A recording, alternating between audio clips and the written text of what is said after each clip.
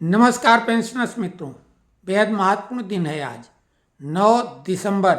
यानी supreme court में DOPT ने जो एसएलपी लगाई है सुप्रीम कोर्ट के अप्रैल 2023 के जजमेंट के विरुद्ध, जो कि नोशनल इंक्रीमेंट के बारे में था और जिसके आधार पर कई लोगों को रिटायरमेंट के समय से अभी तक का एरियर मिल गया था। हालांकि उनको जो मिल गया वो तो वापस नहीं होगा, लेकिन एसएलपी पर स्टे लग गया और सब कुछ थम गया। अब जो लोग केस जीत चुके थे उन्होंने भी डिपार्टमेंट को जब एरियर देने की बात की तो पिछला एरियर तो छोड़ दो, अभी उस पर कोई एक्शन नहीं हो रहा है। कुंडली मार के विभाग के लोग बैठे हुए हैं और वो नहीं समझ पा रहे हैं कि अब हमें क्या करना चाहिए, क्योंकि पहले लोगों को वो एरियर दे चुके हैं पूरा। अब सुप्रीम कोर्ट ने जो स्टे लगाया है एसएलपी के आधार पर, उस पर तो मई 2023 से ही एरियर मिलेगा। हाँ, जो रिटायर अब होंगे उनको तो एक इंक्रीमेंट मिलेगा पेंशन के लिए, बाकी बेनिफिट उसमें लीव इन कैशमेंट ग्रेजुटी वगैरह के लिए वो काउंट नहीं होगा। तो ये स्थिति है अभी की। आज उस एसएलपी को अगर खारिज कर दिया जाएगा तो फिर एरियर मिलेगा। अब सरकार की मंशा क्या है वो तो वो जाने, लेकिन अभी तो सुप्रीम कोर्ट के हाथ में है। जो भी नोशनल इंक्रीमेंट के मतलब हकदार लोग हैं वो स्वाभाविक है इस फैसले पर नज़र बनाए होंगे, गड़ाए होंगे। हम कल इसके बारे में संभवतः बताएंगे, क्योंकि शाम तक कोई सही खबर नहीं लग पाएगी, और जो भी खबर लगेगी हम जल्दी से जल्दी, जो हमारी जल्दी होगी, हमारे संज्ञान में आएगा तभी हम बताएंगे। हम अनुमान के आधार पर कैसे बता पाएंगे। अभी जितने भी लोग, हालांकि स्वाभाविक है कम लोग देखने वाले हैं, लेकिन हमें कोई समस्या नहीं। जितने भी लोग हैं भरोसा हम पे कर रहे हैं, उनके भरोसे को हम नहीं तोड़ेंगे। सभी जिम्मेदार लोग हैं, प्रबुद्ध लोग हैं और खुद कह रहे हैं उन्हें इस बात की दिक्कत है जो हमें है कि ये झूठ जो हेडिंग में थंबनेल में लगा के एक लुभावना, जैसे कि चारा लगाया जाता है चिड़ियों के लिए, हम लोगों को चिड़िया जैसा समझ रखा है, शिकार समझ रखा है, और वो चारा बनाया गया है थंबनेल और हेडिंग को, और कंटेंट अंदर कुछ और होता है, या पूरी खबर झूठ का पुलिंदा होती है। लोगों ने नाराज़गी जताई और केस उन पे किया जाए या उन पे रोक लगाए सरकार। अब सरकार को इन सब चीज़ों पर कहाँ ध्यान है। प्रोपोगंडा वाले सब लोगों ने अपने आईटी सेल बना रखे हैं, राजनीतिक पार्टियों ने भी, वो भी झूठ पे अंकुश नहीं लगाना चाहते हैं। तो अपने अपने मुनाफे के लिए लोग, एडवर्टाइजमेंट क्या होता है, एडवर्टाइजमेंट में क्या सच्चाई होती है, टीवी में जिसके वजह से रन करते हैं, जितने सोशल मीडिया प्लेटफॉर्म पे लोग एक्टिव हैं वो एडवर्टाइजमेंट ही उनका खुराक है। एडवर्टाइजमेंट मतलब झूठ का पुलिंदा, बढ़ा चढ़ा के बताना। तो सब झूठ का जमाना है, झूठे ही लेना, झूठे ही देना, झूठे ही भोजन, झूठ से बना। सोशल मीडिया प्लेटफॉर्म मतलब झूठ का पुलिंदा। हाँ, उसमें आपको सूप लगा के जो है भूसा उड़ा देना है, सार सार को गह लेना है। तो हम लोग सूप की भूमिका में आने की कोशिश कर रहे हैं और वैसे ही लोग अब जुड़ गए हैं। बहुत संतोष का विषय है। हमने उस एडवर्टाइजमेंट के झंझट से अपने को अलग कर दिया, व्यावसायिकता से। स्वाभाविक अगर हम उस दौड़ में शामिल होंगे तो हमारे को भी वही करना होगा, और फिर लालच बढ़ेगा तो फिर वो उसकी कोई सीमा नहीं। तो खैर, हम अभी आपको जो आज डिसीजन होगा अभी कुछ नहीं बता सकते हैं, लेकिन नोशनल इंक्रीमेंट वाले लोगों के लिए आज बहुत महत्वपूर्ण दिन है। बहुत लोगों ने इस संबंध में लिखा है। डिटेल में हम कल जब जानकारी मिलेगी तो इस पे वीडियो बनाएंगे, लेकिन जो बाकी खबरें, पे कमीशन की तो पूरी हवा निकल चुकी है। हम लगातार बता रहे थे कि ये अभी नहीं होगा। अब फिटमेंट फैक्टर पे 2.86 की लोग बात कर रहे हैं। स्वाभाविक है, पे रिवाइज तो 1 जनवरी 2026 से निश्चित तौर से होगा।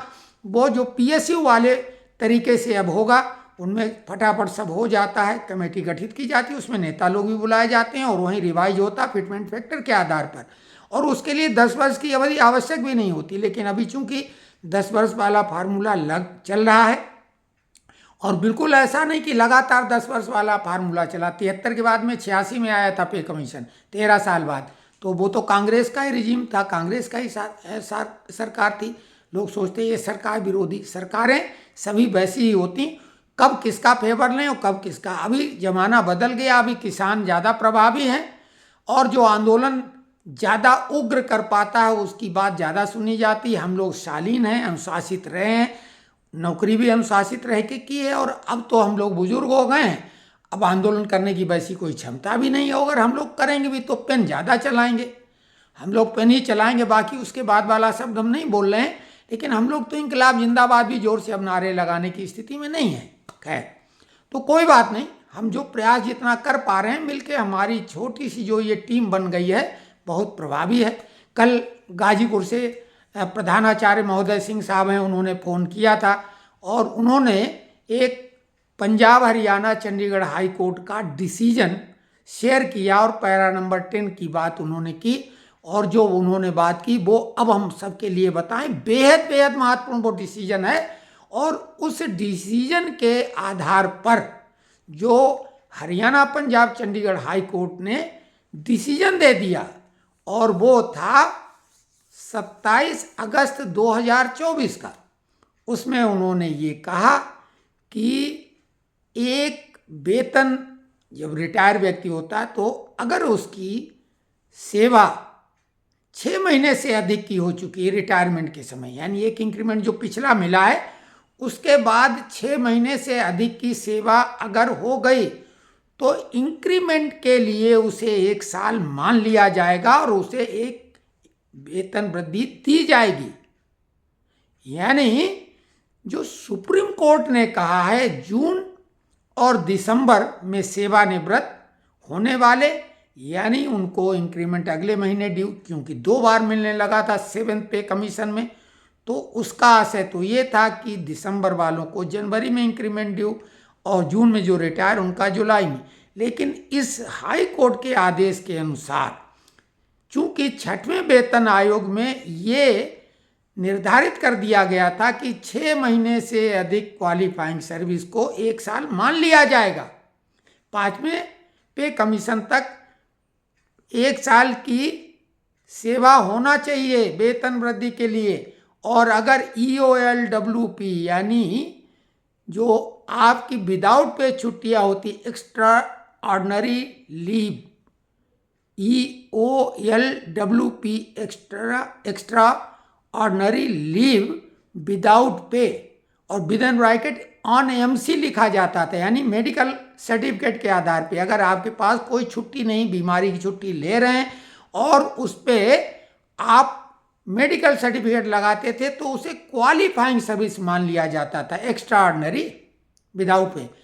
लेकिन अगर आपने MC नहीं लगाया यानी मेडिकल सर्टिफिकेट नहीं लगाया तो नॉन क्वालिफाइंग सर्विस हो जाती थी, जो कि आपकी ग्रेजुएट पे भी रिटायरमेंट के समय प्रभाव डालती है, और साथ में इंक्रीमेंट बढ़ जाता था उतना। अगर 15 दिन से ज़्यादा विदाउट MC हो गए तो इंक्रीमेंट 1 महीने आगे खिसक जाता था, और अगर 1.5 महीने से ज़्यादा तो 2 महीने।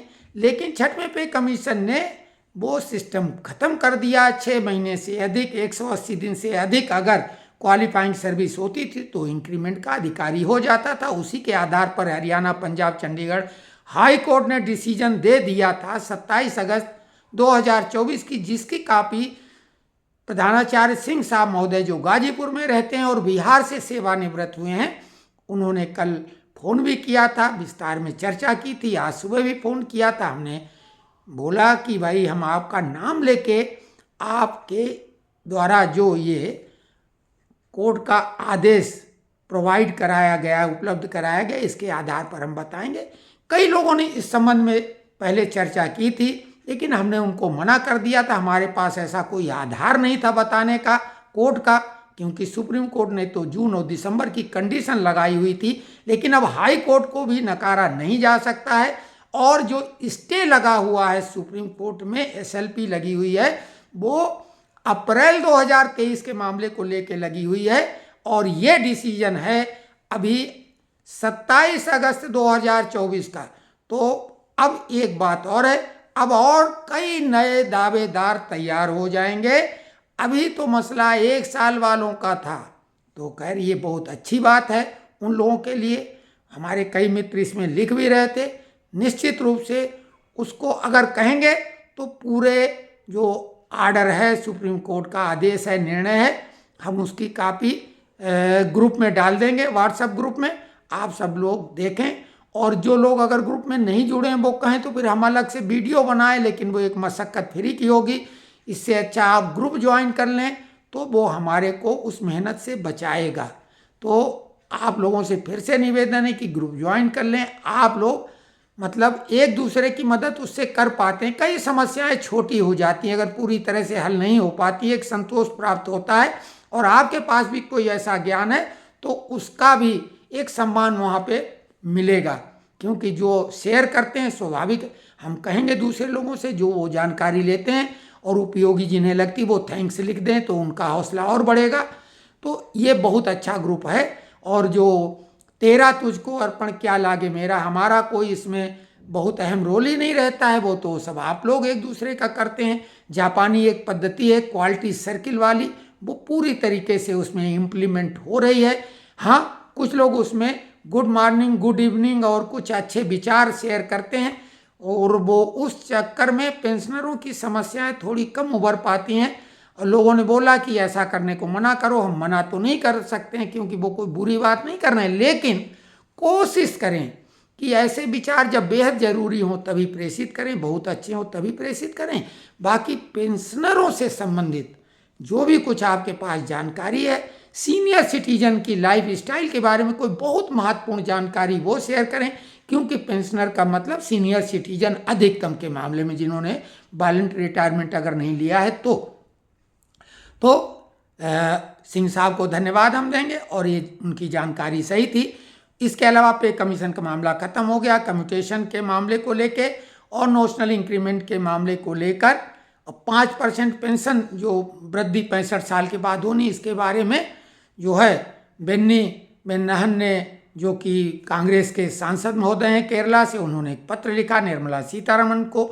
उसमें सभी मित्रों ने बिना किसी भेदभाव के उनको धन्यवाद दिया, हमने भी धन्यवाद दिया।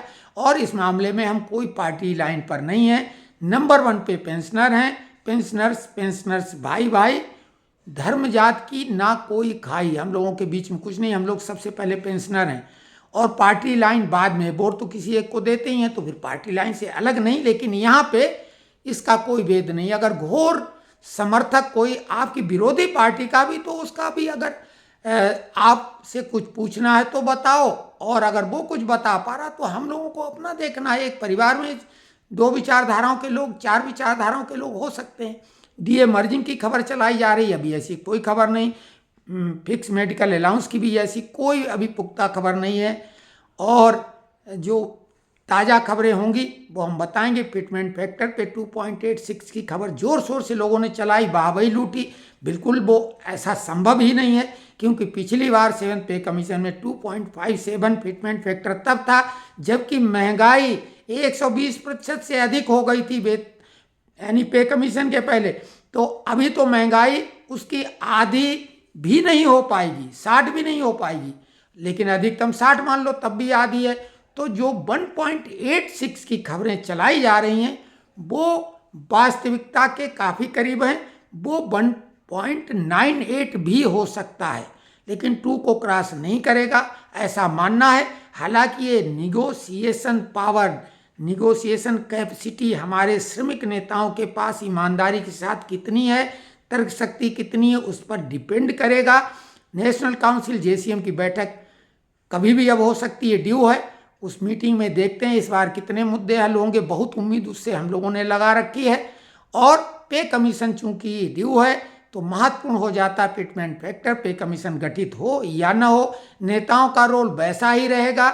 मीटिंग कम होंगी, पहले ज़्यादा चाय समोसा की मीटिंग होती थी, इसमें कम मीटिंग होंगी। 2-3 मीटिंग में मामला खत्म हो जाएगा और फाइनल मीटिंग में डिसाइड हो जाता है, जैसे पीएसयू में होता है। तो लेकिन अवसर नेताओं को मिलेगा, नेता लोग पूरी तैयारी करके फैक्ट एंड फिगर के साथ जाएं, और ऐसे बात तो वहाँ नहीं चलने वाली है।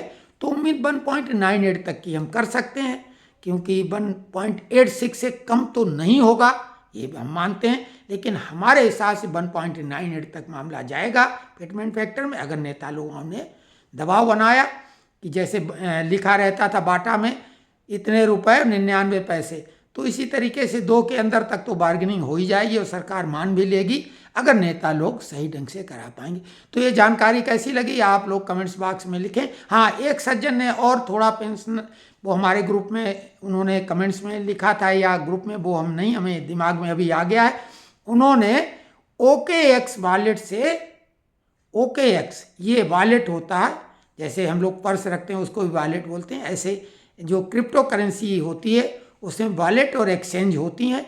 तो वॉलेट में रखा जाता है और एक्सचेंज में उसका एक्सचेंज होता है, अदला बदली, यानी बेच भी सकते हो खरीद सकते हो। तो बिनांस दुनिया का सबसे बड़ा क्रिप्टो एक्सचेंज है जो कि रात दिन काम करता है 24x7।